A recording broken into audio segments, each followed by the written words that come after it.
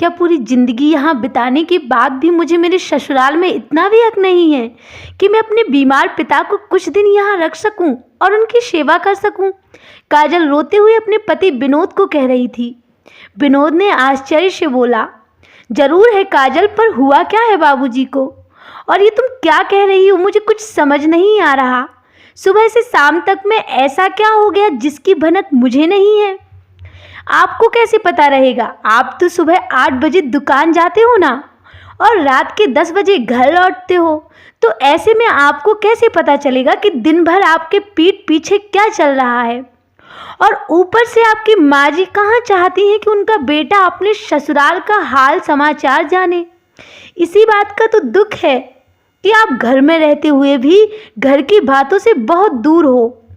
क्या पहेलियां बुझा रही हो काजल? जो भी है साफ साफ कहो।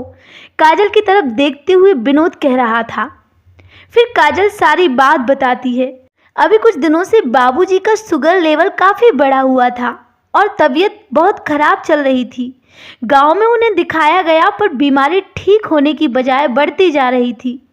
इसलिए मैं बड़े भैया को बोली कि बाबूजी को लेकर यहाँ चले आएं, ताकि यहाँ किसी अच्छे डॉक्टर से उनका इलाज हो जाएगा। मेरी बात मानकर बड़े भैया कल रात की ट्रेन पकड़कर आज सुबह सुबह आपके जाने के बाद बाबूजी को लेकर यहाँ आए थे और किडनी के जाने माने डॉक्टर से दिखा लाए। डॉक्टर ने 1 हफ्ते की दवाइयाँ लिख दी और बाबूजी को इसी शहर में रहने की हिदायत दी। इसलिए मैं बाबूजी के रहने की व्यवस्था देवर जी के बंद कमरे में कर रही थी।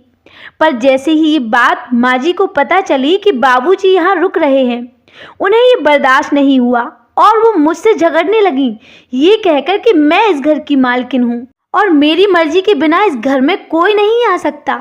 ऊपर से बहू के मायके वाले तो कतई नहीं। अगर एक बार बेटी के यहाँ रहने की आदत हो गई तो बार बार आने की लत लग जाएगी इन्हें।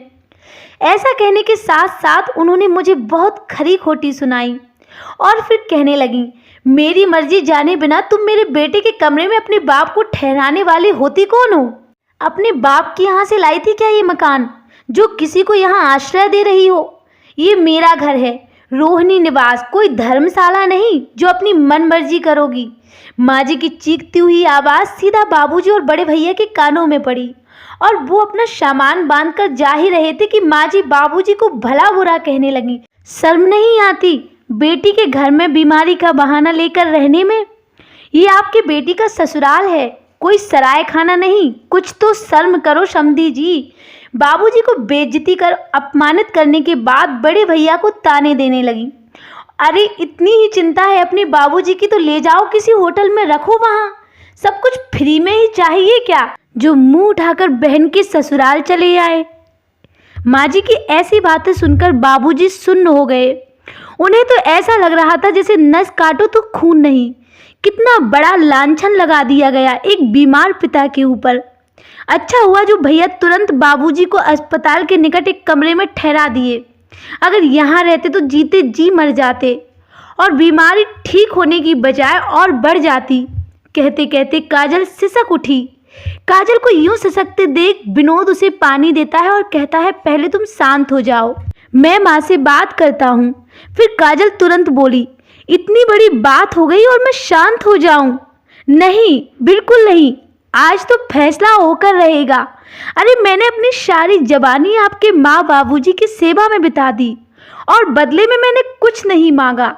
मुझे उनके पैसे कौड़ी या कोई संपत्ति नहीं चाहिए थी, सिर्फ मुझे मेरे और मेरे मायके वालों का सम्मान चाहिए था, पर मुझे आज तक वो भी नहीं मिला। कहते कहते काजल का गला भर जाता है और वो फिर से रोने लग जाती है। फिर कुछ देर शांत होकर कहती है, आज आप मुझे ये बताओ, क्या ये घर सिर्फ आपके माँ बाबूजी का है? हमारा इस पर कोई हक नहीं है। हमने अपनी शादी के 10 साल दिए हैं इस घर को सींचने में, फिर इस घर पर मेरा कोई हक नहीं है। अगर ऐसा है तो फिर हमारा घर कौन सा है जिसे मैं हक से अपना कह सकूं? अगर बहुओं के लिए घर की हर जिम्मेदारी और काम हक है तो फिर घर पर हक क्यों नहीं?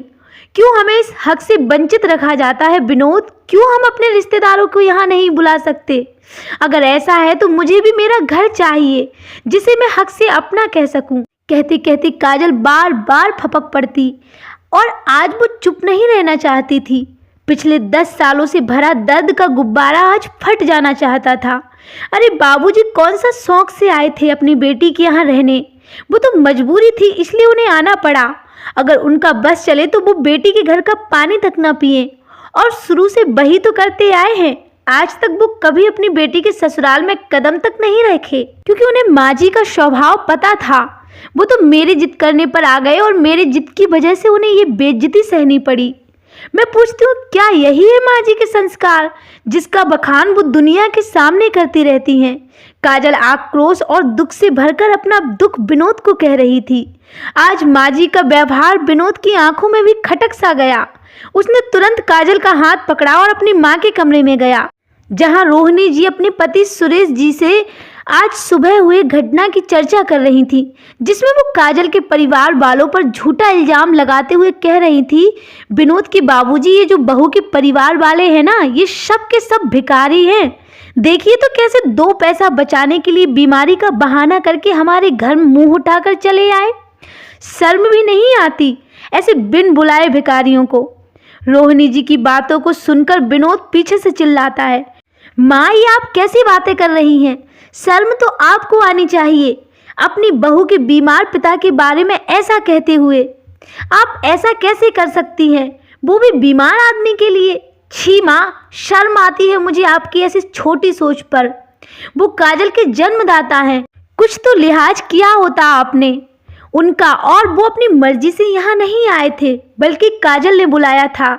अगर यहाँ रुक भी जाते तो कौन सा अनर्थ हो जाता माँ?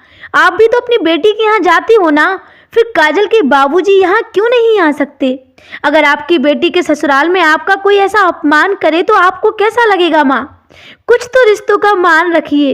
और अगर काजल के बाबूजी अपनी बीमारी का इलाज यहाँ रहकर करते तो इसमें बुराई ही क्या थी? आखिर ये घर उनकी बेटी का भी है। खबरदार जो ऐसा कहा विनोद, ये घर मेरा है और इस घर में किसे रहना है और किसे नहीं, ये हम और तुम्हारी माँ डिसाइड करेंगे, बहू या तुम नहीं। रौब से चिल्लाते हुए सुरेश जी कहते हैं, ठीक है बाबूजी, यदि ये घर आपका है और माँ का है तो अब हम इस घर में एक पल भी नहीं रहेंगे। जहाँ इंसानियत की कोई जगह ही ना हो, जहाँ घमंड है, रौब है, बोलबाल हो, उस घर में अब हम और नहीं रह सकते। हम कल ही इस घर को छोड़कर चले जाएंगे। और ऐसा कहकर विनोद जाने लगता है कि तभी रोहिणी जी उसका हाथ पकड़ लेती हैं और कहती हैं, इतनी छोटी सी बात के लिए तो अपने माँ बाप को छोड़कर चला जाएगा? तू चला जाएगा तो हम कैसे रहेंगे बेटा? मुझे माफ कर दे बेटा, पर ऐसे घर छोड़कर मत जा। चाहिए तो तू अभी बहू के बाबूजी को बुला ले, मैं अपने हाथों से उनका कमरा ठीक कर दूंगी, पर घर छोड़कर जाने की बात मत कर। खुद के भविष्य की चिंता और श्रवण कुमार सा बेटा और काजल जैसी बहू के दूर जाने के डर से रोहिणी जी ये सब बोली। अपने पर आई तो बात समझ में आई माँ जी, यहाँ 24 घंटे आप लोगों की सेवा में हाजिर रहती हूँ मैं, इसलिए हमारी कद्र नहीं है आप लोगों को। 10 साल हो गए हैं माँ जी इस घर में मुझे आए हुए, पर आज भी मैं अपने किसी परिवार को यहाँ नहीं बुलाती और ना ही बुलाना चाहती थी, क्योंकि मुझे पता है आप लोगों का नेचर। इस बार तो आपने लेकिन हद ही कर दी, मेरे बीमार पिता की आंखों में आंसू दिए। क्या गलती थी उनकी? यही ना कि वो एक बेटी के बाप हैं और बेटी के कहने पर यहाँ चले आए। पर मेरी भी एक बात सुन लीजिए, मैं भले ही इस घर में रहूं या ना रहूं, पर आप आगे से मुझसे कोई उम्मीद मत पालिएगा, क्योंकि आज जो आपने किया है ना, उसको मैं कभी नहीं भूल सकती माँ जी। और ऐसा कहकर काजल अपने कमरे में चली जाती है और विनोद भी काजल के पीछे पीछे चला गया। फिर जब सुबह काजल अपना सामान बांधने लगी तो विनोद काजल को आवाज़ लगाता है, काजल जल्दी बाहर आओ, देखो कौन आया है। काजल भाग कर जाती है और देखती है कि उसके बाबूजी और बड़े भैया सुरेश जी और रोहिणी जी के साथ दरवाजे पर खड़े थे। काजल हाथ पकड़कर बाबूजी को बैठाती है और प्रश्नवाचक की दृष्टि से बड़े भैया को देखती है। तब बड़े भैया कहते हैं, अरे सुबह सुबह माँ जी और बाबूजी आए हमारे कमरे में जहाँ हम लोग रुके थे और काफ़ी मिन्नतें करने लगे, अपने किए की माफ़ी मांगने लगे, तो हमें आना ही पड़ा। अरे बहू अब खड़ी ही रहेगी, अपने बाबूजी को अपने कमरे में ले जाओगी? और हाँ, इनका पूरा ख्याल रखना, इन्हें किसी चीज़ की कोई कमी नहीं होनी चाहिए। और ऐसा कहते हुए सुरेश जी अपने कमरे में चले जाते हैं। फिर रोहिणी जी कहती हैं, समधी जी, जब तक आप ठीक नहीं हो जाते तब तक बेझिझक आराम से यहाँ रहिए। आखिर ये भी तो आपकी बेटी का ही घर है।